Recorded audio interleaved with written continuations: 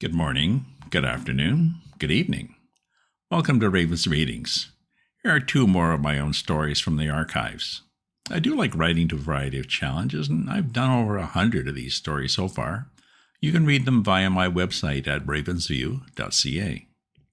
I'll be reading these on most Fridays, but next week I'll have a surprise for you, a teaser about gangs and murders and evil spirits. So, mark it in your calendar. This week I'll feature more of my fairy tale folk. The prompt for the first one was to take a given band name and write about them. Contemplate Service. "No way are you singing," said the wolf. "We've heard you do karaoke." "He's right, Red," said the witch. "We love you dearly and appreciate your enthusiasm, but you're scary behind a mic." "Well, I do need a lot of shooters to get me up there," said Red. "Okay, but why this band thing all of a sudden?" "Well, I was talking to some of the other characters last week," said Agnes, "and they were all on about how busy they were between stories, building houses for the poor and teaching overseas and taking ballet, and when it was my turn, I sort of drew a blank. Really, what do we do?" "Just sort of hang together and do stuff, I guess," said Red. "Well, I don't care if I'm not always busy. "Oh, me neither," said Agnes, "but anyway, I started talking about our little band here, and they thought I meant like with instruments and stuff. So I got a little creative with my story. The Alabama Slammers may have helped. I do like that Southern comfort." "Oh, so now they think we have a band," said the wolf. "Fine by me. Gives us something to play around with over the next winter, right?" Actually, Romulus, might be a little sooner than next winter," said Agnes. "I may have implied we are a little better than we actually are, as in we actually have a band, and we're good." "And," said Romulus, "and there's the annual Story Awards dinner in 2 weeks, and we're booked to play after at the dance." I'm sorry. "We are so screwed," said Red. "Well, at least you are. So go back and explain and grovel a bit." "Too late," said Agnes. "Advertisements and everything are already up." "But 2 weeks," said Romulus. "No way, count me out." "Me neither," said Red. "Well, come on, guys," said Agnes. "It'll be good for us to do something together. I so screwed up with snow and that whole drugs thing. This'll be good for us." "And how are you two now?" said Romulus. "Well, she's still angry that I framed her," said Agnes, "but we're working on it. At least I'm over my stupid jealousy. She's talking about some of her issues and fears, and I've got her on some herbs and potions to help get her off the drugs." "Glad to hear that," said Red. "But getting back to this crazy idea, this is your way to make up to us? A band? In 2 weeks? "Look," said the witch, "every week one of us goes on about being bored. This could be doable. If you think about it, we are professionals. We're used to playing a part, finding a character, building on it. If we can use our powers to bring a story to life, we can certainly use them to push a band out into a crowd." "Oh, what the hell," said Red. "Let's go for it. But you owe us all big time. Romulus, you in?" He nodded. "Okay, Agnes," said Red. "You won't let me sing, so what do I do?" "Well, you and Rapunzel can be like the managers," said Agnes. "I coordinate stuff and get bookings arranged and make sure we get paid. And during the shows, you can take turns on the door and chat up any VIPs that drop by." We'll have a lot of equipment to cart around," said Red. "Too much for Ray and me." "Barney can be our roadie," said Agnes. "He's strong and surprisingly good with electronics. Maybe we even get him out on the tambourine or something. Big, bouncy, and purple. Fans will love him."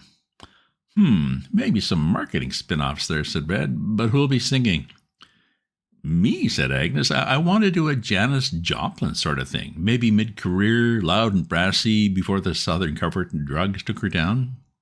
"Sweet," said Red. "I could totally see you as her. Who else?" "Romulus here can be lead guitar," said Agnes. "Me?" said the wolf. "Sure," said Agnes. "Just pick some role models to channel from. Blend in that sexy charisma. I see you as Mick Jagger with a bit of Tom Jones thrown in." The wolf nodded. "Well, I could do that, but Bruce here has to be up there with me too." "Me on stage?" said the woodsman. "No way." "Oh, come on, sweetie," said Red. "You could be on the bass. Just that tall, quiet, solid image in the back." "It'll be good for you," said Agnes, "and some stage work will loosen you up a bit, get you into playing more roles in our stories, right?" Well, maybe I could, said Bruce, as long as I can just stay in the back doing my thing. So, seems doable so far, said Agnes, but we've only 2 weeks to learn a few sets worth and figure out our sound. I'd like it to be old school rock, a hyper sort of thing, like some stuff from Big Brother and the Holding Company. Who? Said Red. I'll send you some links, said the witch. So, how can we pump this up? They sat thinking, and then all noticed some singing and tapping noise coming down the hall. Snow walked in, headphones on, head bobbing, dreads twitching, fingers snapping.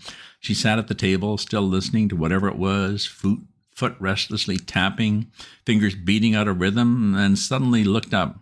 What? She said. The witch handed her a pair of drumsticks. Snow smiled and gazed off into space a bit and started to beat out a tune on the table, on the plates, on the coffee cups, on Wolf's head. Agnes smiled. We'll just start her up and hang on for the ride. The end. You gotta love hyper little Snow White. For the second story, we were to write about love, specifically that first crush. Who do you love? I remember my first crush, said the witch. What a rush. We were young, he was handsome, I was ugly. Ugly, said the wolf, even then? I mean, you're sort of witch-looking now, in a nice sort of way, but I didn't think you were like that way back then. Oh, yes, I was, she said. It's part of the change. Once puberty hit and my particular skill kicked in, so did the side effects. At first, I looked just like another teenage girl with acne, but it soon morphed into warts, blotchy skin, crooked teeth, and scraggly hair. So, not a prom queen, said the wolf. No, she said, but still hopelessly in love with Darius, the miller's son. She stared off into space, blonde, blue-eyed, strong, kind, gentle, with an edge to him. I think we all loved him. Was he a good friend, too, said the wolf. Well, sure, we've been friends since we were 6, she said. Best friends. But around 12, I started to look at him differently, and him at me. It was weird. What do you mean? Well, I started having these feelings about him, she said. When we were kids, we used to run and play together and wrestle. Hell, we even went skinny dipping. And then suddenly we were all shy and awkward around each other, staying apart, apologizing if we just bumped into each other. Weren't we all like that back then, said the wolf. I guess, she said, but when my feelings changed, it was a surprise to me. Before he was the best friend, and I really liked hanging out with him, and then suddenly he was all I could think about. I'd be staring at him all the time, get tongue-tied when he talked to me, and started having all these weird dreams. Like erotic, he said? She slapped him. No, I was just 12. My mom had a talk with me about periods and stuff, but it was mostly about the change as it affected someone's new magical abilities. Erotic wasn't really on the menu. Okay, he said, I get it. You didn't jump Darius, so what did you do? Nothing, she said, at least not right away. We did that little awkward preteen dance around each other, and then before either of us could get up the nerve to go further, I went away for the summer to magic camp. Did you know if he felt the same about you, he asked. I think so, she said, but we never really talked about it before I left. But he was all okay with his friend getting warts and stuff?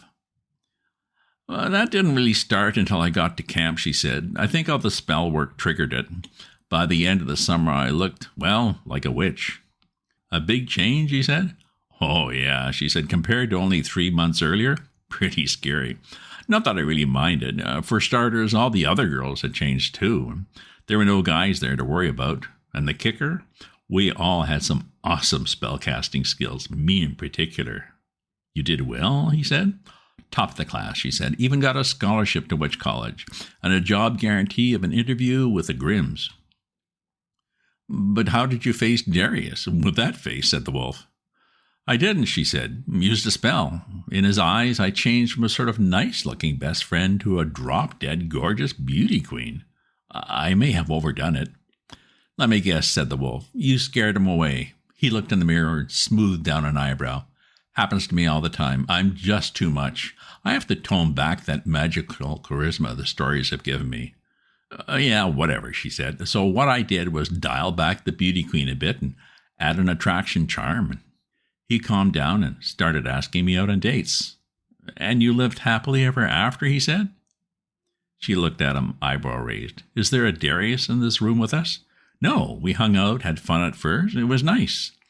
I was still besotted. He was interested. Then I realized he's changed into boring. Just a jock, looking to party with his buddies and flirt with all the girls he could, and even while we were dating. Even with you as a hot babe, he said. Well, I was new at this magic stuff, so my cover-up tended to come and go. Darius said it was no problem, but I overheard him joking to his buddies about my looks. Called me an easy lay as long as the lights were off. She gazed out the window. After 300 years, it still hurt. Ouch. So you dumped him, he said. She shook her head. I was just about to. Then I caught him doing more than flirting. I caught the bastard doing my best friend. Oh, bastard, he said. So you zapped him into a blotch of burnt carbon? No, she said, too easy. And after all those years, it would have been weird to just not have him around at all. So, he said. She smiled. You know that cute toad that lives down at the end of the garden? The end. The dangers of a woman scorned, especially a witch. Don't forget, next Friday's surprise. If you subscribe to my newsletter, you'll get the next installment as soon as it's ready. If you enjoy this reading or have other stories you'd like to hear, leave me a comment. And do check out my other posts on my Substack at ravensview.substack.com. Ta-ta for now.